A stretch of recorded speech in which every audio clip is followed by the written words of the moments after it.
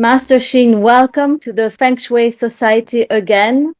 I'm very pleased to have the chance to interview you this time. I know you gave a presentation a few weeks ago, maybe a few months ago, uh, Right.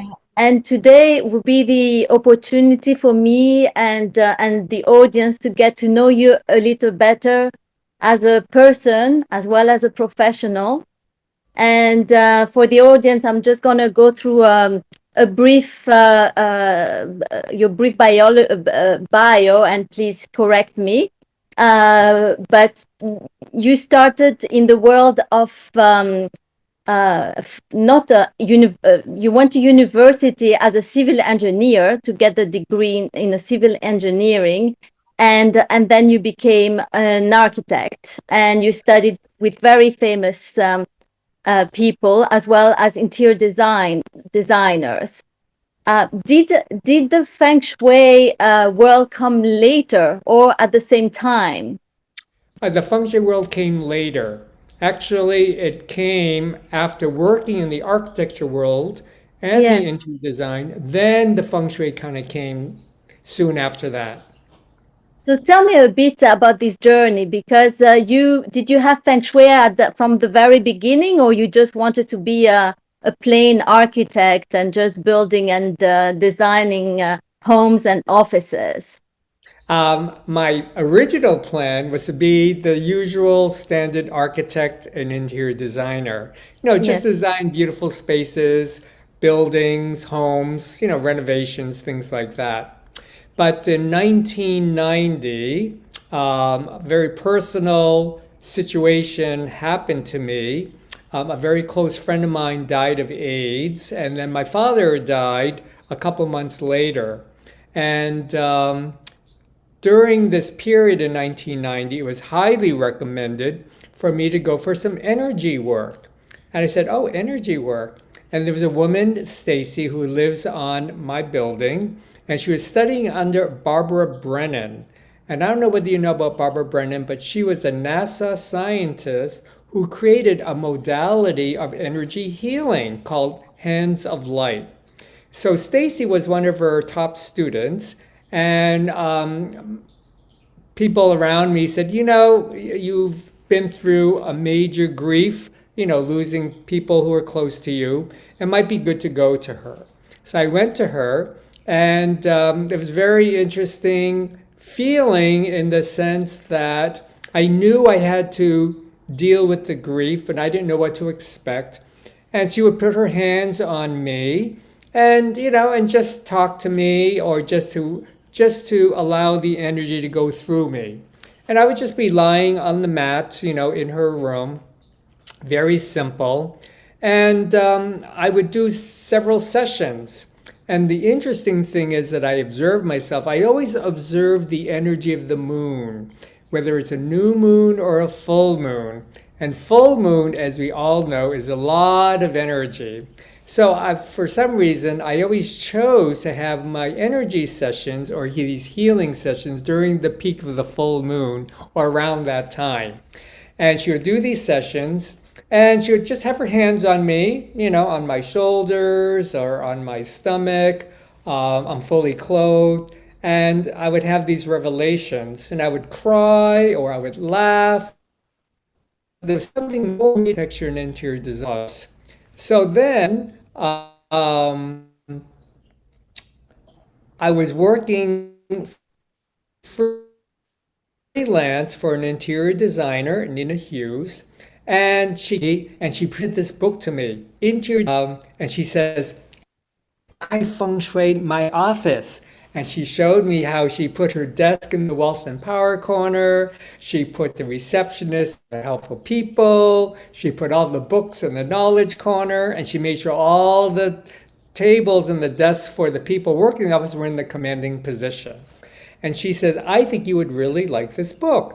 And so I read this book, and it seemed very simple to me. And I said, "Oh, you know, this is very interesting, combining this Chinese approach of looking at space. But more importantly than looking at space it actually helped me reconnect back to my cultural heritage as being Chinese, because I am third generation Chinese American. So I was born in Boston, my parents were born in Boston, and even my grandmother, which is my father's mother, she was born in Anaheim, California. So when I started reading this book, I said, oh, I really should learn more about my cultural heritage and integrating this concept.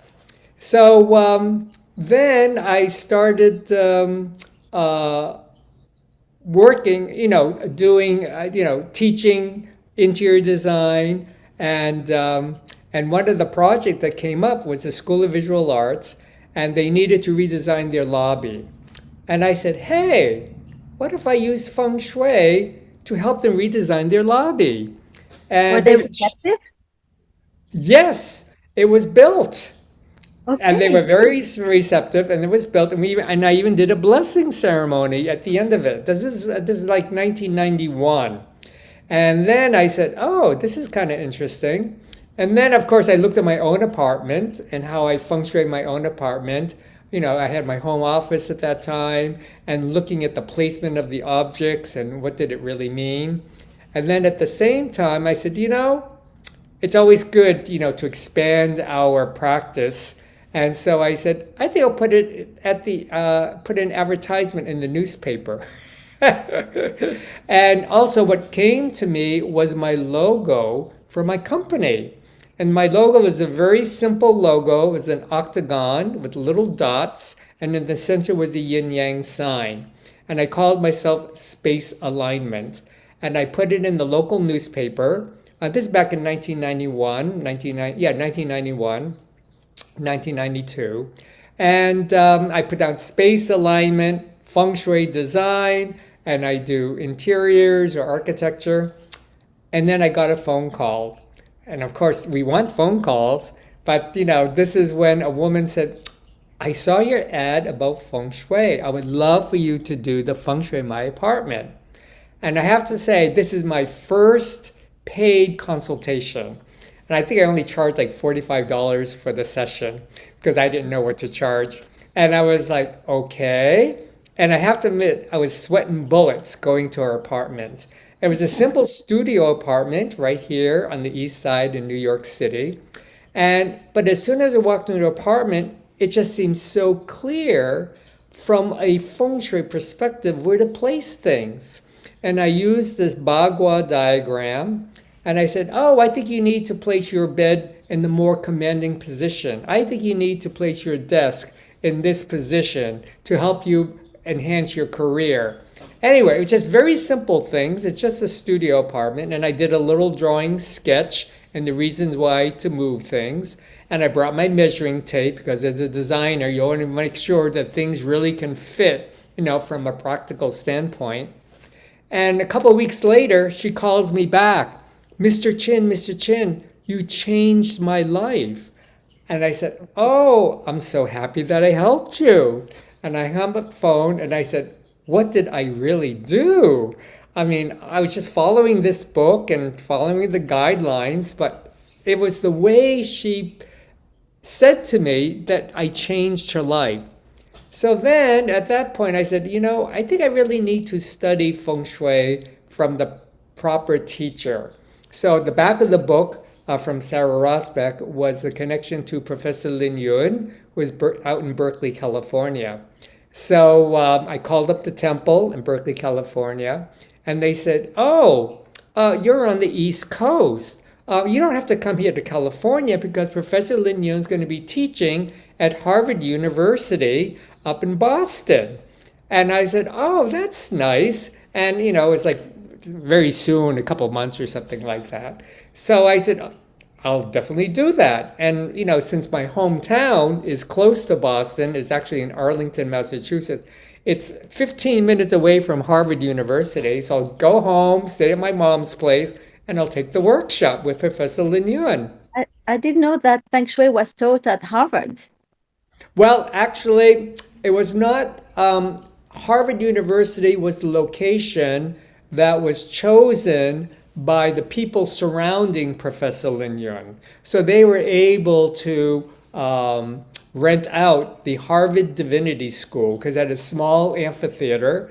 And I think probably somebody, a Professor Lin Yuan's entourage, came from Harvard and had a connection and said, hey, we can rent out this space. So in reality, that's where I studied Feng Shui, was at the Harvard Divinity School. And I have a little side story, is that when I applied for architecture school, I applied to many universities and I actually was accepted at the Harvard Architecture School, but I didn't go. And my father was not very happy. And he said, and he actually tried to bribe me to go to Harvard because Harvard is right down the street from where I live.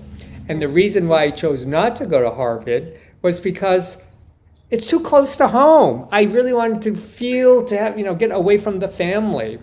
I And so get my it. father tried to bribe me two ways. The first bribe was, I'll treat you to a trip to China for a whole summer. And I said, oh, that sounds very nice, but no, I don't want to do that.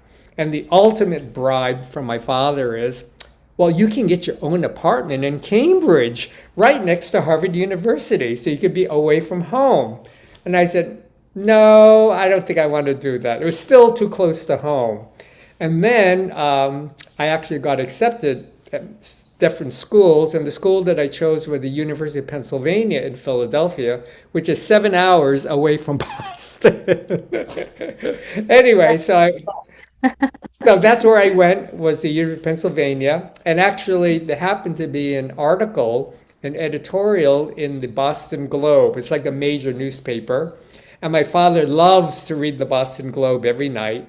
And there happened to be an editorial about the best architecture schools in the country. And they listed University of Pennsylvania as one of the top architecture schools. So my father cut out the article and he wrote a little note to me. He said, you made the right decision. So that was Wow. very sweet.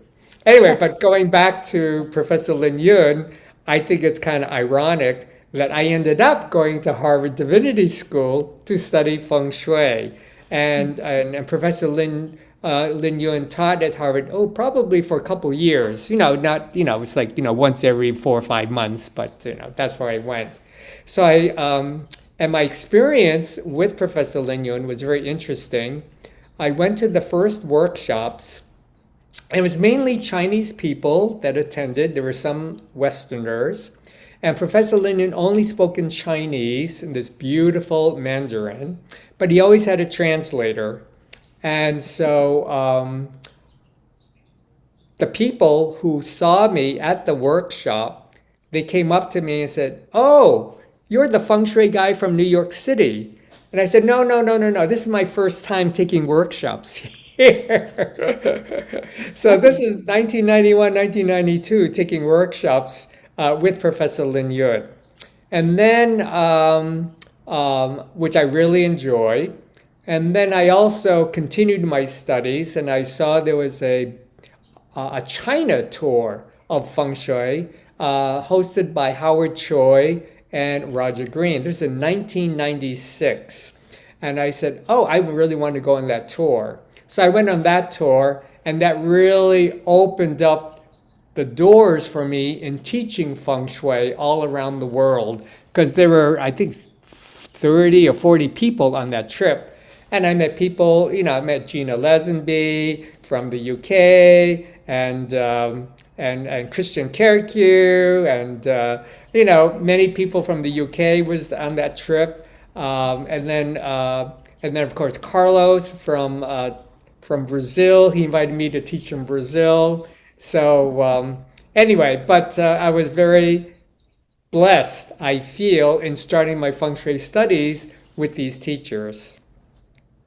And where do you think Feng Shui stands these days? Is the curiosity of the people as strong as it was in the 90s? Do you see a shift? And where do you see that shift going?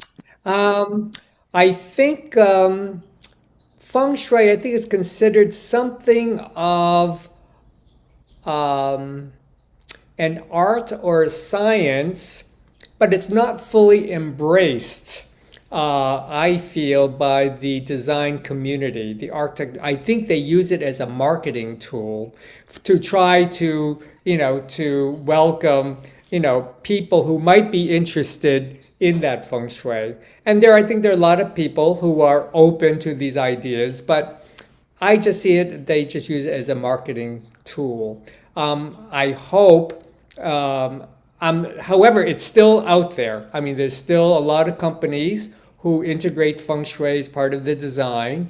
And actually, I've been invited for possible projects on affordable housing. And I put in my evaluations of these prospective projects. They have not been chosen yet, but I'm hoping that it will be done. Interestingly enough, 10 years ago, I was invited to do an affordable housing project. It was called One Flushing, which is a major building. It's like a full block. And it includes housing, affordable housing, commercial shops, a community room. And the company, the architects or the developer, included me for the feng shui of some of these ideas for the building. And they even had me do a community meeting. So they had community meetings to, to try to get the community to support this project. And I did my 5 minute, marketing for the feng shui of this building, and they got it. And they actually, in the newspaper, in Crane's business newspaper, they said, Feng Shui, affordable housing. And so that was really wonderful. However, what I learned from that project is that they didn't integrate a lot more of my feng shui ideas, which I was a little bit saddened. So, but here it is 10 years later, I did visit that building, and the two people who invited me are still within that sector, and they invited me to these prospective affordable housing projects coming in now. So I am hoping that we will integrate feng shui, but on a much Not more extensive scale of integrating some of these ideas.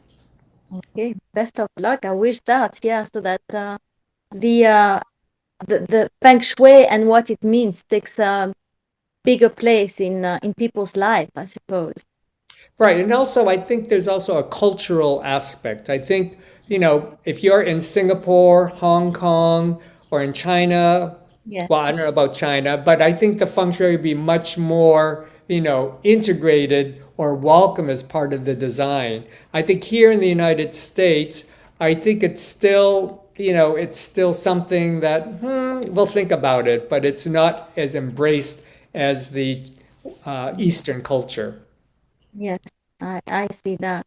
I know that the chi element is very important to you and to your life. And from what I've read about you, it takes a preponderant place in your work.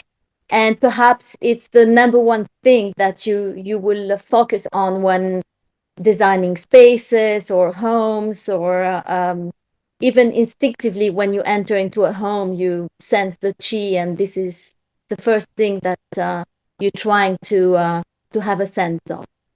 Absolutely. And, this is something that we learn in our feng shui studies is about chi energy and how do you Yeah. evaluate the chi energy. And so, and for me, that fundamental principle of chi and how to evaluate it has been so helpful for me. So, on a personal perspective, I was diagnosed with multiple myeloma back in 2017, which is a blood cancer disease. And at that point in time, feng shui stopped. I mean, I distinctly remember my last consultation in December 2016, and I said, "Oh, something's not right," but I still did the consultation, and the next thing I knew, I was in the hospital.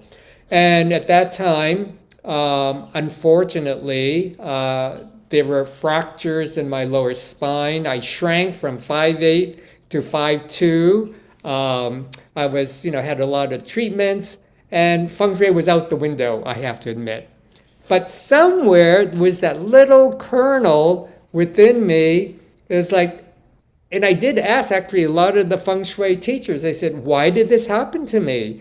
Why didn't you let me know that this is going to happen? How could I have prepared for that? We had all these Batsi chats, we have, the Chinese astrology.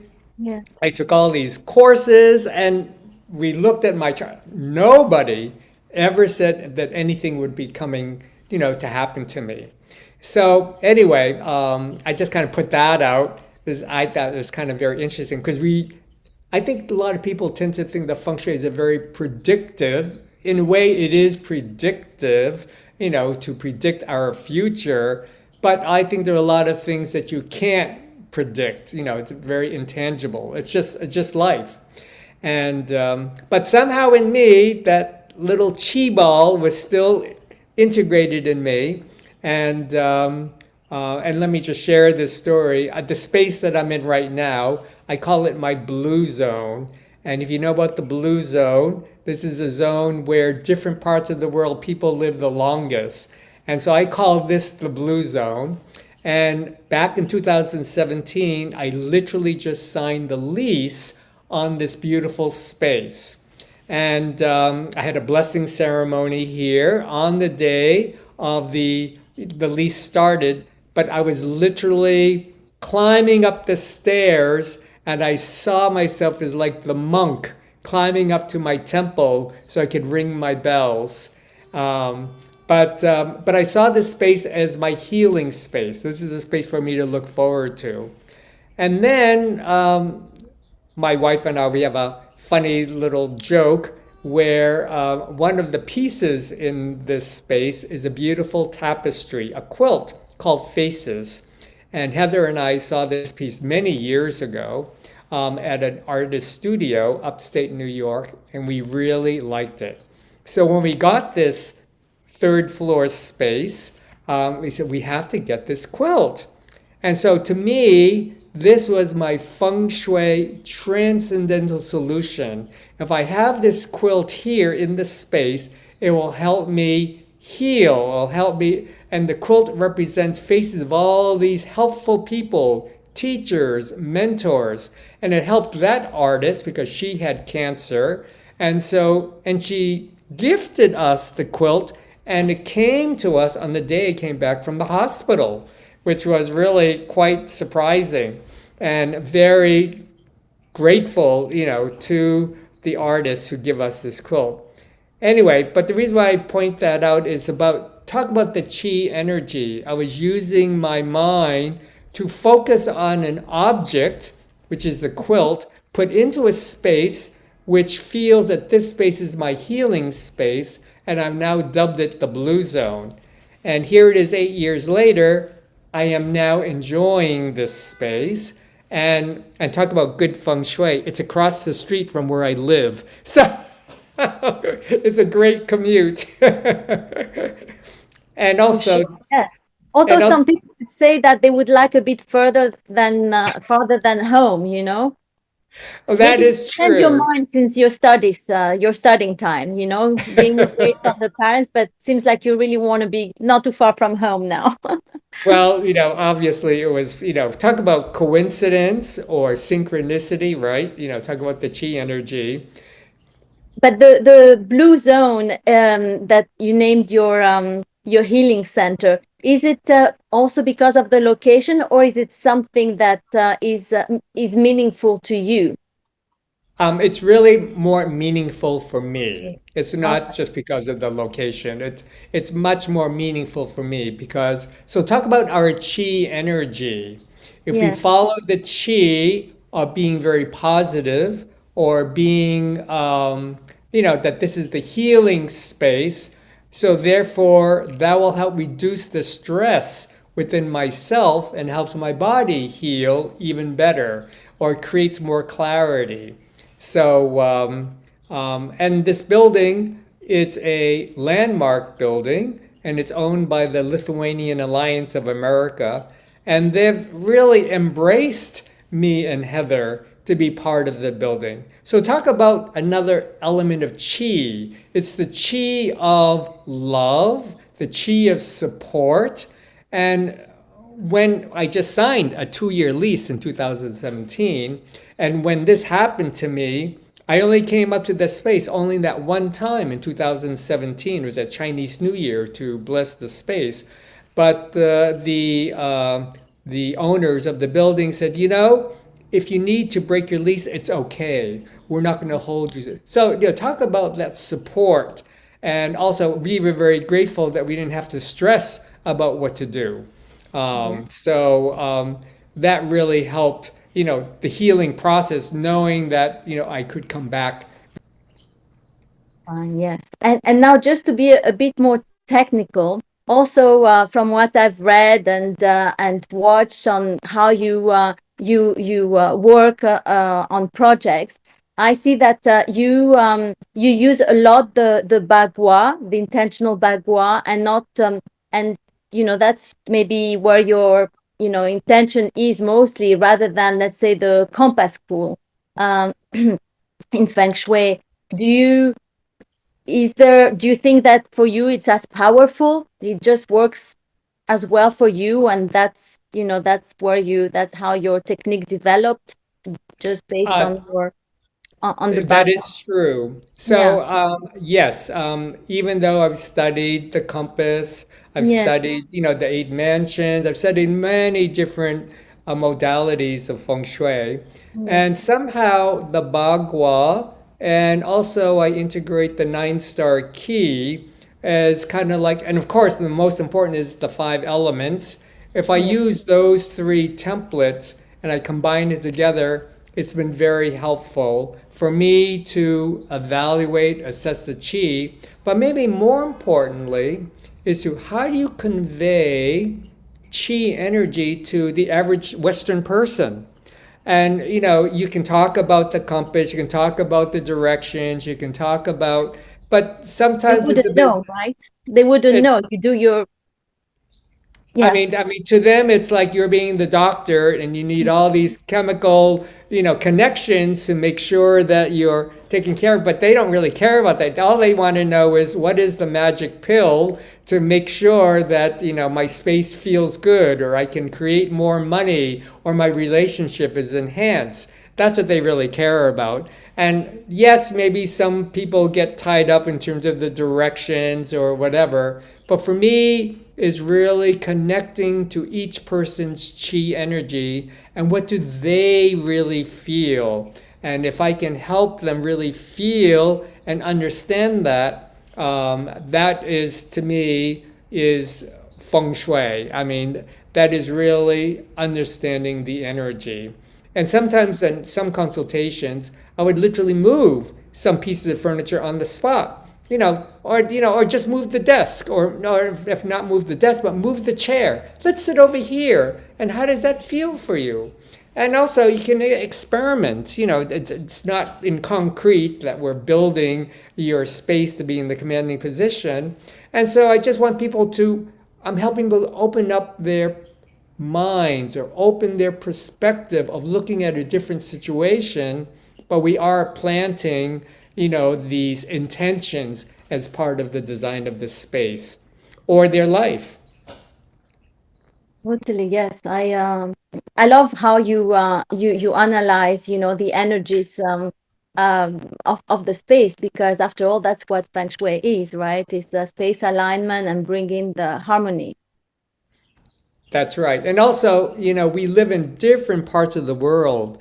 So it's much different than living in Midtown Manhattan versus living in London, I'm sure, or living in China, or living in Singapore, or living, out in the forest. It's so different, the chi energy of each of these environments. Correct. So for this year, if I had to ask you to share a few tips for any Feng Shui beginner or enthusiast, what would you suggest to them? Um, My first suggestion, Yeah. this is the year of the wood snake. And when I Or, think of the wood snake, I think of new growth, wood energy, plants. So I would really recommend to get some really nice plants in your space. That would be really very nice. Um, and also maybe a little bit of water energy because water and wood go together. So it could be like a little water fountain or maybe you get an aquarium.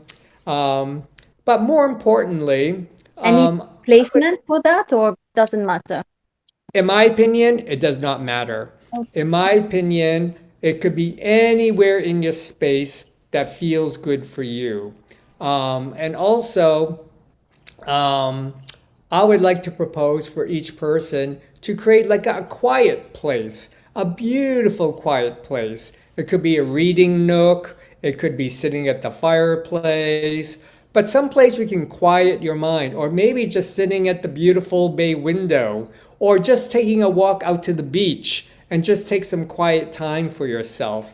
I mean, I just did a reading today from Mark Nepo about, how life is like a river, and river is so much energies that's surrounding us. And when you think about the river, it's our global politics, it's the, climate change, and it sometimes could be so overwhelming for us. So the only thing that I can recommend is to be kind of like the lighthouse, really see ourselves as lighthouses to share our light and our wisdom.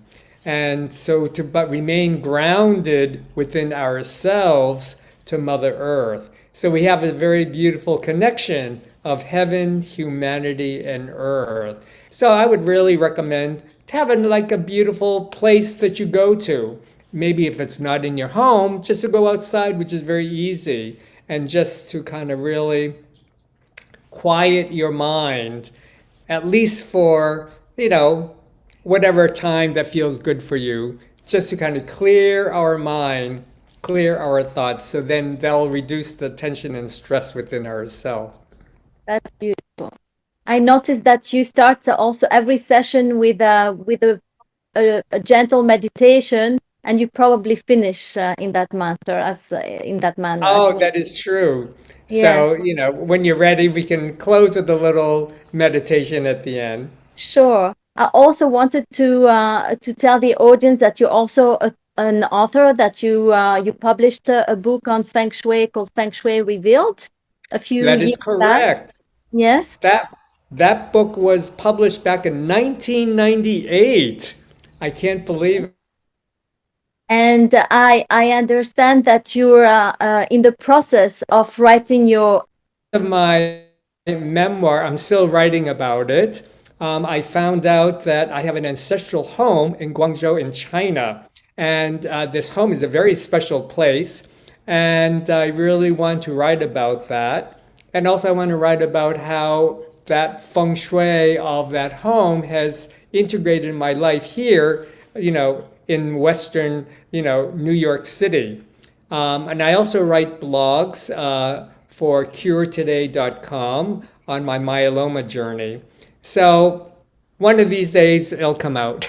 It's called curetoday.com. Anyway, All right. Okay. That's good. curetoday.com. Okay. All right. Thank you for sharing all this. This has been a beautiful journey with you, even if it lasted, less than an hour. It was really nice getting to knowing you, Master Chin, and I hope the audience here appreciates and will go and get more information about you and perhaps order your book and get in touch. I wish you all the best and thank you so much for being with us today. Thank you very much. Maybe I should ring some bells to close. Please. Let's ring some bells to close.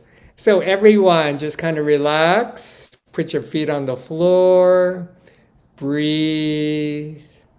And let's imagine we see the beautiful mountains surrounding us. They're known as the Turtle or the Tortoise Mountains, the Dragon and Tiger Hills embracing us. And here we are together in the center, known as the Ming Tang or the Bright Hall.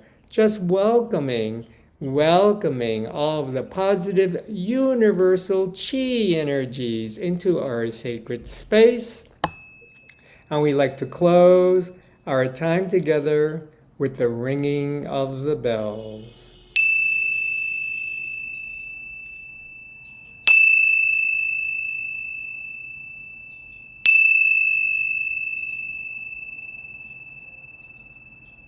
Hmm. That was simply Thank you beautiful. so much. It's the full moon is coming up, so it's a wonderful time. Wishing you the best. Thank you, Master Chin.